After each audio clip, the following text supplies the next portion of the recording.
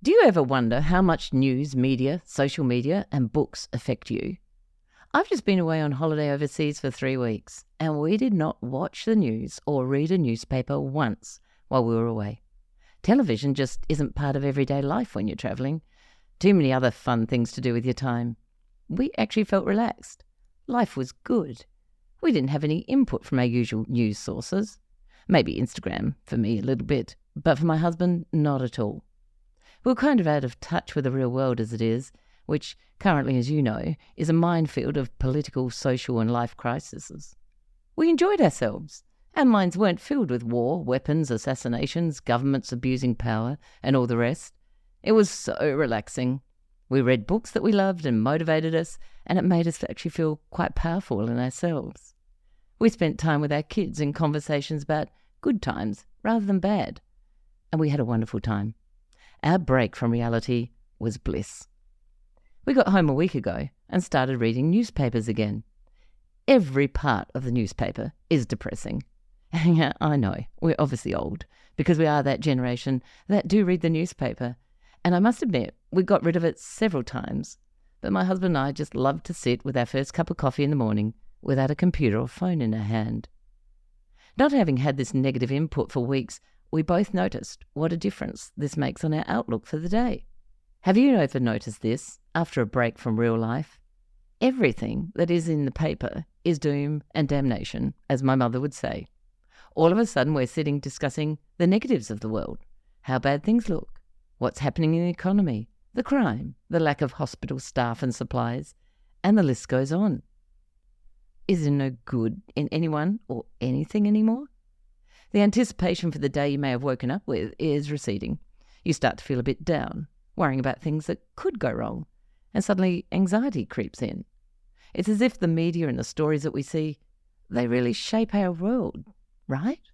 They influence our mood, our outlook, even our opinion on things. Now, if we're seeing these effects as adults, what about our kids? They're reading books, scrolling through social media and watching violent movies. How does all of this impact their view of the world and their understanding of what's happening to them today? I'm Kate Mason and welcome to Parenting and Personalities. This is the podcast that connects you to the ones you care about the most.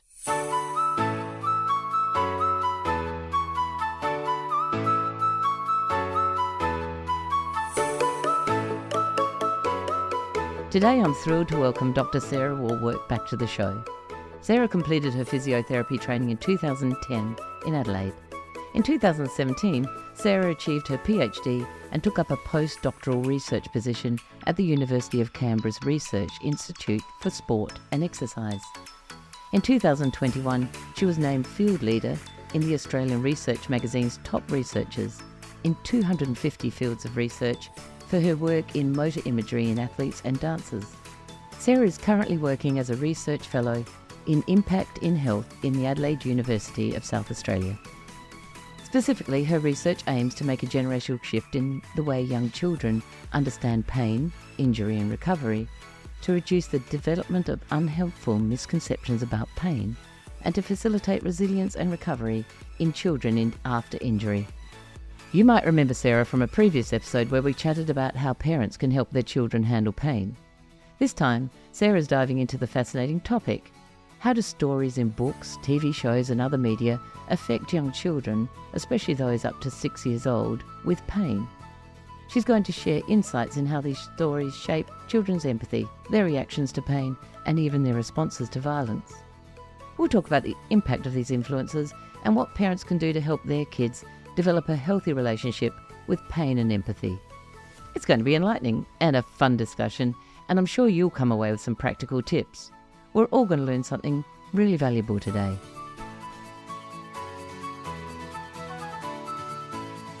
Welcome to the show, Sarah. Thank you very much for joining us today. Thank you for having me. Good morning.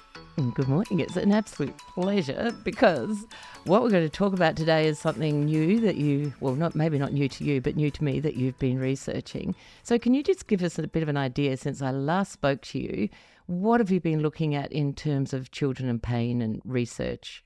Yeah, so I'm a researcher at the University of South Australia, and I'm really interested in understanding how young children learn about pain and injuries and understanding their bodies and ways that we can build resilience in kids to protect them against physical and psychological issues into the future, really. So, and pain and injury is a particular focus of mine. I'm a physiotherapist by training. And I've got 2 young kids myself, and I see them learning and exploring their worlds and, falling over and hurting themselves and understanding or just seeing them learn through life and through experience. And I love that. And I find it fascinating. And it's a great thing for you to almost experiment with too, a little bit, isn't it? To be able to go, oh, well, that worked or that didn't work. Just to watch them growing and putting, it's almost like you've got your own little research at home that you could use. They're definitely my little guinea pigs at times. I love it. Yeah, well, it's great. It's a really good way of doing it. So can you share with us your current research paper that you've been delving into about books. But before we start on the books thing, I'd really like to just discuss with you about TV and movies, which was one of the things that came up in the articles that you sent me. What age range in your research do you consider the most critical period of development to start with, and why do you consider it that? Yeah, that's a really interesting question, because I think throughout childhood, there will be some critical points in development for sure. But I think the more that we're understanding from our research, I think children are learning more from places where they're particularly vulnerable, and how they're learning in those moments. I think that's really a key player. So I'm going to say that there's not a specific critical moment.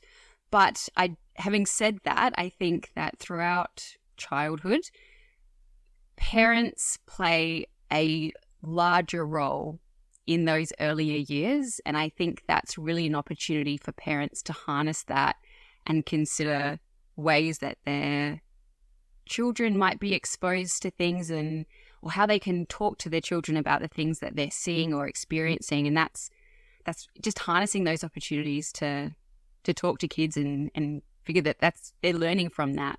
And it's really important because we don't actually get an education in becoming a parent most of the time, do we? We just get in there and you just go for it and you listen to other people and people tell you what to do and you kind of come up with your own form of knowledge. But there is a whole lot of knowledge sitting out there that you don't have time to study as a parent. So, the reason for podcasts is maybe you'll get it to be able to listen in.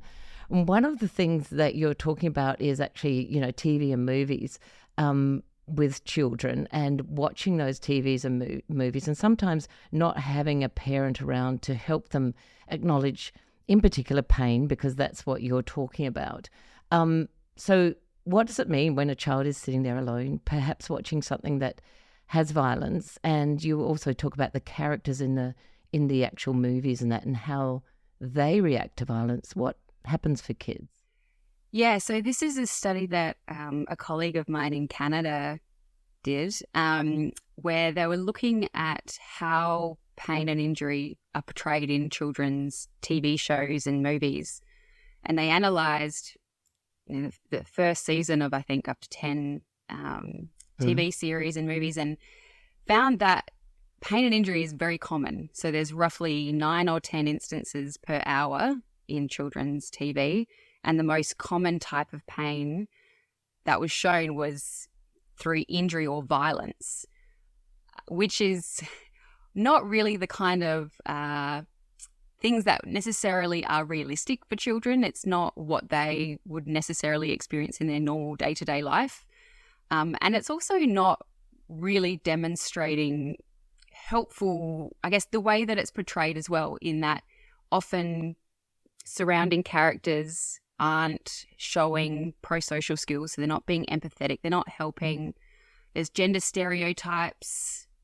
Boy characters are much more likely to be to have pain instances than girl characters, and more commonly more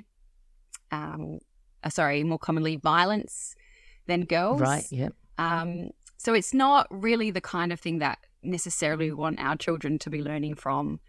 And there is conflicting views on this as well. I recognize that. And, you know, some people will say, well, you know what? It's funny. It's there for entertainment. It's not meant to be realistic. It's not meant to be for children to learn, you know, but how much are children learning from these sorts of things? How much is it portraying socialized norms and stereotypes? And what does this mean for kids? Exactly. I don't think we necessarily really understand what it's doing for our kids. And also the violence, sometimes so violent, and often people will get up from that violence as well and keep going. And the fact that that's not a reality at all. And like you say, sometimes the violence is so much so the kids become immune to anything like that as well. And also with the characters watching on with no empathy, there's a whole lot of stuff sitting in there that they can just become used to watching. I think that is a really valid point in that sense. So what do you recommend for parents, if their children are watching things like this, how can they actually help them rationalize it and bring it back to basics? Because I actually used to hate Home Alone movies. I know this sounds terrible, but, you know, the way people used to get knocked out, you know, they drop a brick out of a window and someone would get knocked to the ground. And my husband thinks that's hilarious. And I used to sit there and say to my kids, you know that if someone dropped a brick on your head, you'd be dead, you know, this type of stuff. Because for me, you know, humor is good, but how do you know what your child's actually taking in from all of that? Yeah, I think that's a really good point. And look, research from, you know, children's gaming has shown that a lot of the gaming does have violence, and that they kind of become accustomed to that, and it can influence their empathy for others. So we know that certainly gaming can have that influence. We don't know so much about, you know, being passive recipients of information in watching TV and movies. But yeah, I definitely think that sitting down and talking to kids about what it is that they're viewing. And I think the other thing is that you're right. Like, a lot of it people do find entertaining and funny. And, yeah, you know, and sometimes I just go, yeah, where does the kid go, actually, this isn't fun? Like, you know, like sometimes it does need that input of, you know, actually that person might have died if you'd done that. I don't know. I'm a bit of a realist, and I just sit there and go, yeah, you know, we do laugh, as you have said in some of the reports. Some people look at it as funny, but sitting with a child while they're watching certain things like that, I feel, is really quite important. Yeah, and I think another thing that comes out is how it's being depicted within the context of the narrative that's going on. Is the narrative within the movie or TV show, is it meant to be funny? Is it depicted in that Yes. lighthearted way? Because I think that likely makes a difference too. But yeah, so I think every circumstance is going to be a little bit different, but certainly I think it's really important to connect with kids and talk to them about what it is that they're viewing and how it makes them feel. Because communication through that is very, very important. Like you say, when children are young, this is your chance. You know, you don't get many chances later as they grow up and they get older. And so this is your chance to build a communication with them, to have conversations with them, to start those conversations for life. I mean, I am an extrovert, and I have always spoken to my children. They get talked to a lot and they're now adults. And we still talk a lot, because even when they didn't want to communicate, I was still talking. So it's really important to start now when they're young. So you've done kind of a study around picture books, because you say also in picture books, maybe apart from the Bluey series and other children's series, such as bumps and scratches, and they're the things that children more commonly experience. So what are the kind of pains that are common in children's books, other kinds of pains, and what does that mean for the child interacting with those books? Yeah, I think so. There's lots of really interesting things about picture books. And I think one of the big things is that you're not a passive recipient of information like you are with other children's media. You know, that often you are sitting down with the child, you're reading the book, you're engaging with the book, and you make meaning of the narrative in quite different ways, because there is that captive attention of, you know, reflecting on, you know, whether you've had an experience similar to the character, what they're experiencing. For example, Spot falls over and hurts his knee, and, we have parents who pick up on that and say, oh, I remember that happened to you last week. What did we do? And so there's that. It completely opens an opportunity to have a discussion with that child, making meaning of the context and understanding what they might do in that kind of situation. So picture books are very different in that way. But then when we look at how pain is depicted in these books, it's very much more aligned with what children commonly experience. So we would call these everyday pains. So this was, falling over and grazing a knee, getting a scratch, a minor head bump. Obviously, if it's more significant, then that's a different story. But it's the kind of things that, young children would experience probably 3 to 7 times daily. Yes. Yep. And so I think the way that picture books depict this more commonly means that children can relate to those experiences and connect with those narratives better.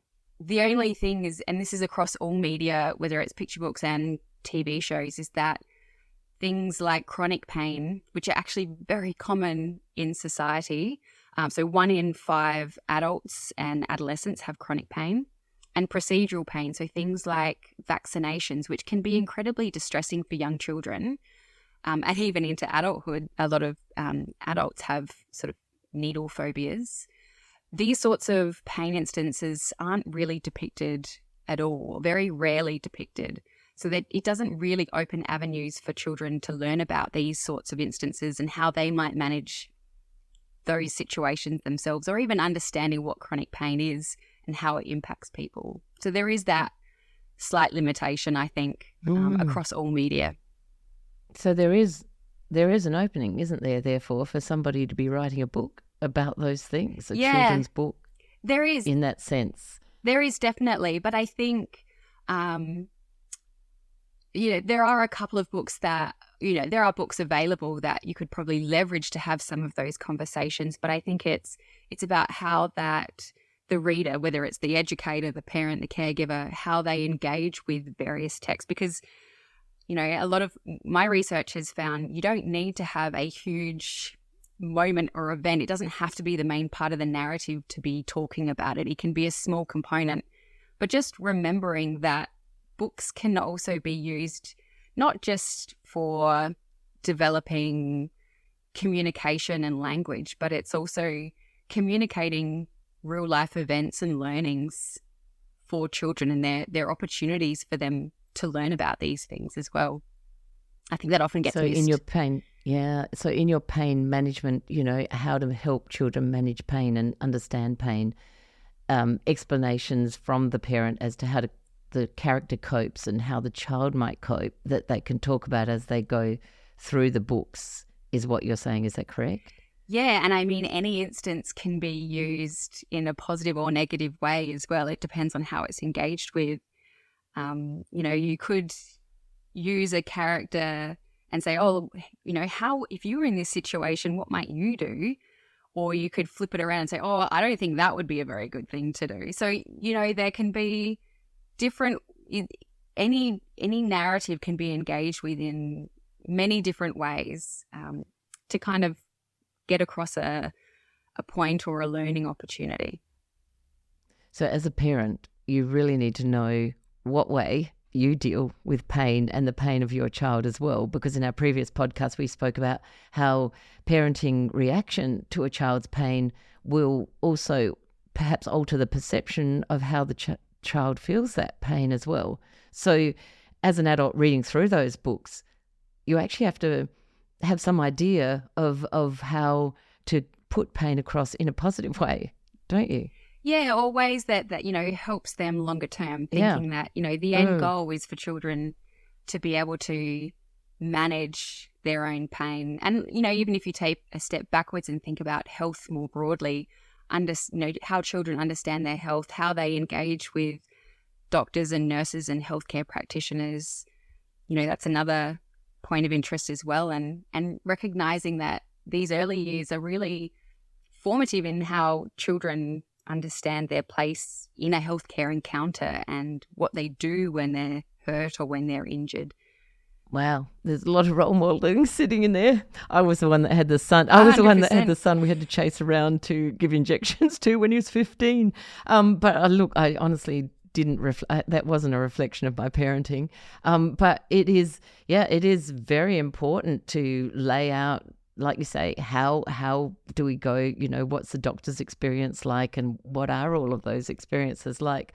So a big topic in that sense. So if parents are listening now, how would you recommend that they talk to their children while they're eating? What kind of things, a couple of takeaways of what's important to say about, if you're reading and someone stubbed their toe, what's the importance of, is it about discussing the pain or the process of fixing it, or is it relating them back to their own lives and how they responded and you responded?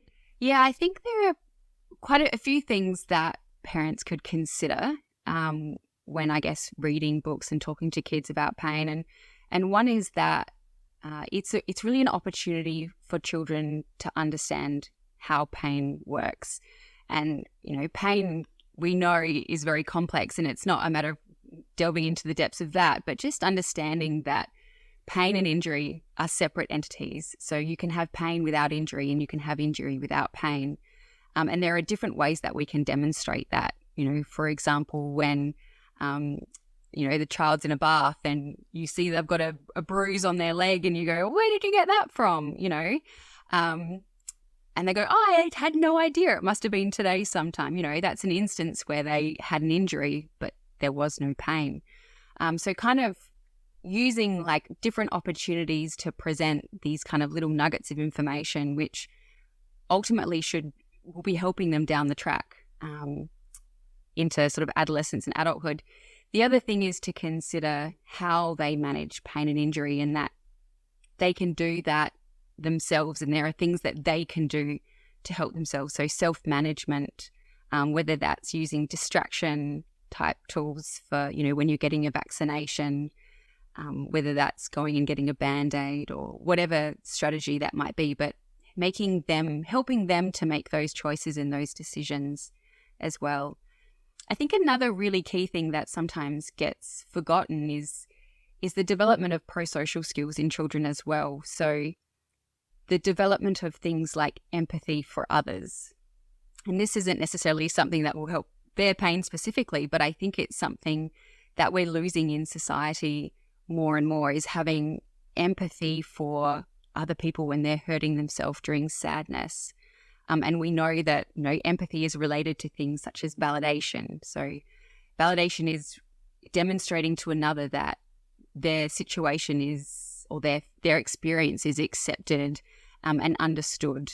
And we're starting to learn more and more that the role or the importance of children feeling validated, whether or not we think it's the right experience for them to be having, but helping them to understand that we accept what it is that they're feeling in that moment. And this, relates to pain for sure. Because, when we're talking to adolescents, so children, that are 11, 12, 13 with chronic pain, one of the big things one of the biggest challenges they report is that they don't feel like they're believed. And I think that's something that breaks my heart a lot, when we're talking to some of these kids. And it's not just kids, it goes through into adulthood as well. A lot of adults with chronic pain don't feel like they're understood or they're accepted, or they have to prove something. They're proving that they're in pain because for some reason people don't believe them. So we are starting to learn more and more how important these pro-social skills are for other people in society and that we live with. Very much so. And I think empathy is a massive thing. And because children are watching more and listening more and not observing people using empathy, particularly if they were sitting gaming and many things like that. I just had I spoke to my brother the other day, and one of his granddaughters, who's 3, he was a bit frustrated over something, and he said to her, look, I'm just feeling a bit angry because I can't get this thing together. And she put her hand on his arm and she said to him, "Now, just take a big breath with me." And he did. And she said, "So you're feeling better now?" And I just thought, oh my goodness. So you know what? Some things are sinking in. And obviously there are parents out there who are engaging in this. And there are those TV shows, I guess, and those books that are involving that. So let's hope that this next generation of very young children with parents who are engaging, as you probably are with your kids, do grow up with a greater sense of empathy than perhaps a generation that is going through a certain stage of life at the moment that don't have these skills, don't have that ability to feel sad or sorry for someone. And when you say lack of empathy for people with chronic illness, I think people just find it so hard to understand. My daughter has chronic fatigue, and when she was young and she went to her doctor at 13, she just walked out and she said, "I never want to see her again. She doesn't understand me." And it's heartbreaking. But I think the world is much more aware of chronic pain now, in that sense. And hopefully our children will grow up to have empathy around that too. Yeah, I think it's really difficult, particularly with those illnesses where often you can't see something, there's no direct pathology that can be seen, and I think, I've spoken to recently a few mothers with kids with juvenile arthritis, and there's a lot of stigma around juvenile arthritis, more so because people just don't understand. So they think that arthritis is an old man's disease. It's not something that children can get. So, while some people are well-meaning in what they say, it can be, it does influence children, I think, in their day-to-day life. And similarly with healthcare practitioners, I don't think they're ever ill-meaning. I think some of them would be horrified to think that they thought, the child thought that they didn't believe them. But sometimes messages can be interpreted differently. As an example, a child could come in to see a practitioner with, and they've got juvenile arthritis as this example, and they might be having a flare. So say it's in their knees and they've got severe pain. They've got this flare up of their pain at the moment. They go and see their healthcare practitioner, but that practitioner might say something like, "Well, I can't see an active, no active inflammation around the knee at the moment, so I don't understand why you're in so much pain."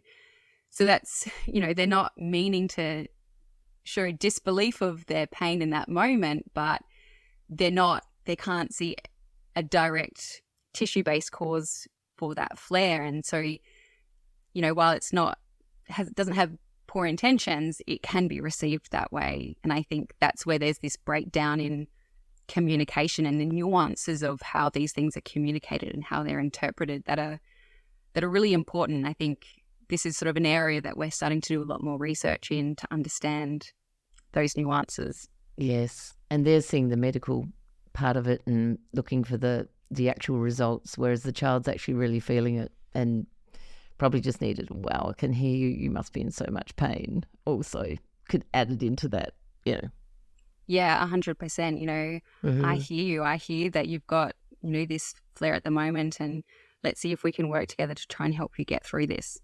Something like that can just make such a difference to the mental well-being of that child, let alone their pain experience. It's how they cope with that suffering as well.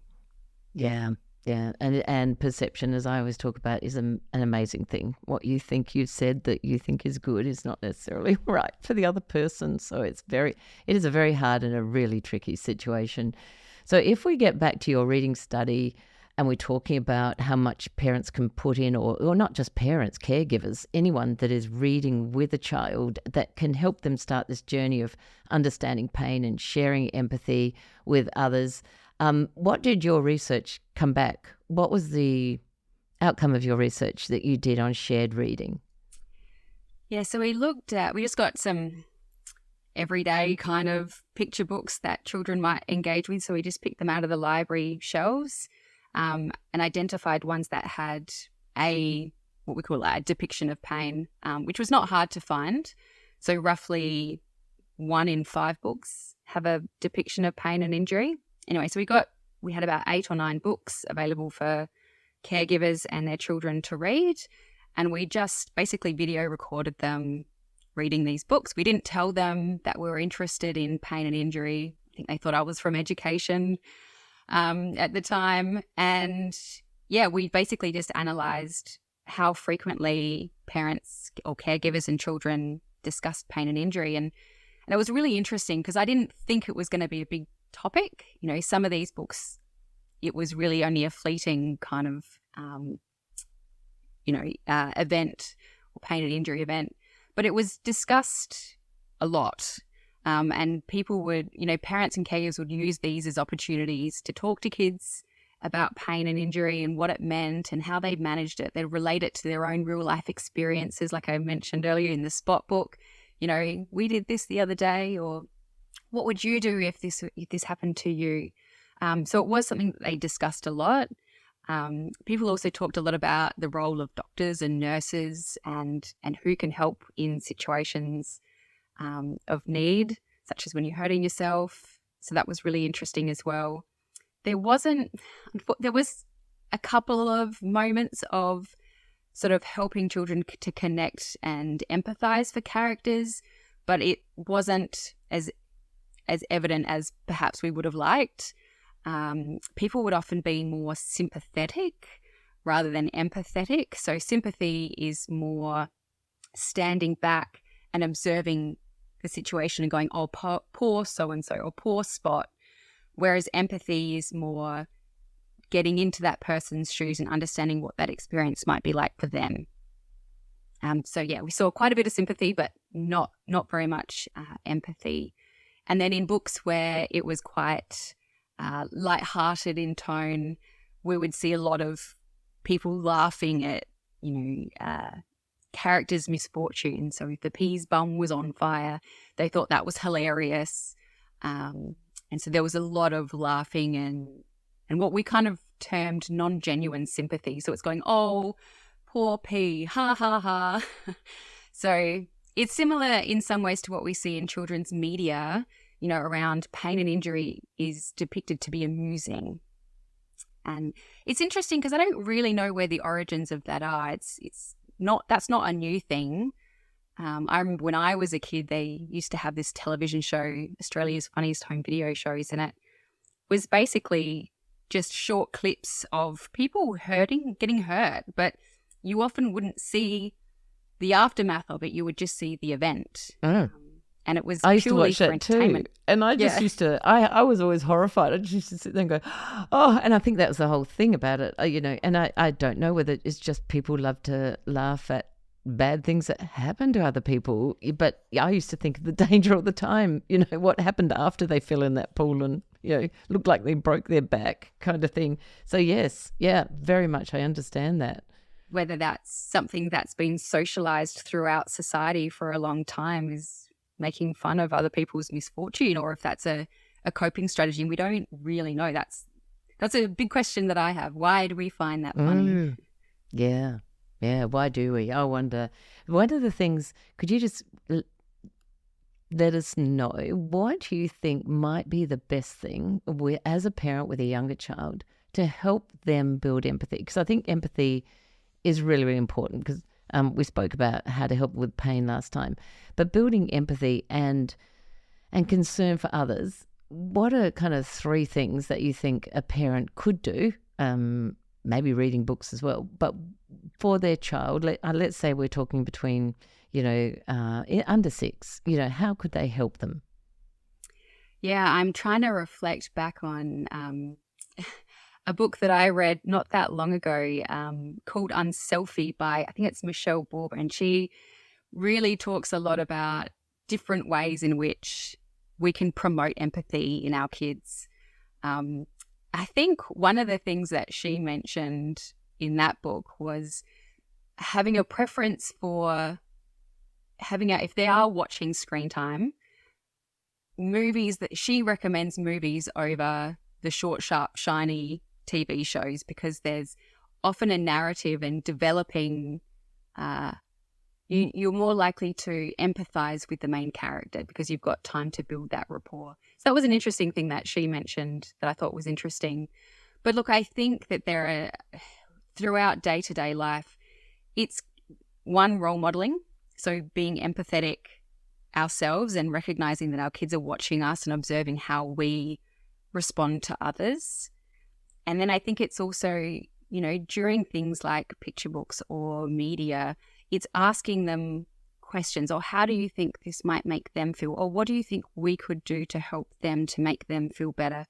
And connecting to those narratives or to people that we see in society, or how do you think that might make them feel in that situation? And it doesn't just have to be related to pain, obviously, but that's more empathy around pain. But certainly for other things, like I think that's really a really important way. Just our kids are watching us. Let's talk to them about it, how we can make that work. That sounds fabulous. Thank you so much for sharing such enlightening and valuable study, because I don't know that many people even think about this idea of pain in books. Well, maybe they do, but for me it's really enlightening, and I hope for our listeners that they will have enjoyed it too. Thank you for sharing your time with me today, Sarah. It's been wonderful. You're very welcome. It was lovely to chat, Kate. As parents, this kind of research is so important as we navigate our children's inevitable confrontation with pain and empathy. Did you ever realise how important your reactions to pain are for your child? Or how their empathy and emotions to pain can be influenced by what they read, watch and hear? If this is true, we really need to be thinking about how media, games and reading can affect other aspects, not just our child's emotional and mental health, but ours as well. Did you ever think about how much you're influenced by what you read, watch and hear? What can you do about it? Well, for a start, be aware of how negative and positive external factors impact your child and your thoughts and your actions. Aspire to look for positive motivation and growth. So start your day right with a positive action, reading or workout that gets you motivated and lifts you. Thank you for listening to Parenting and Personalities. If you enjoyed this episode, we'd love it if you could leave a rating and a review that would help others learn about this podcast. If you're interested in discovering more about you and your family's personality types, you'll find my book, Who Is This Monster or Treasure in My House, on Booktopia or Amazon. If you have an episode idea, please send a note to thepersonalitycoach@gmail.com. Many thanks to our producers at Stories and Strategies, and we'll see you next time.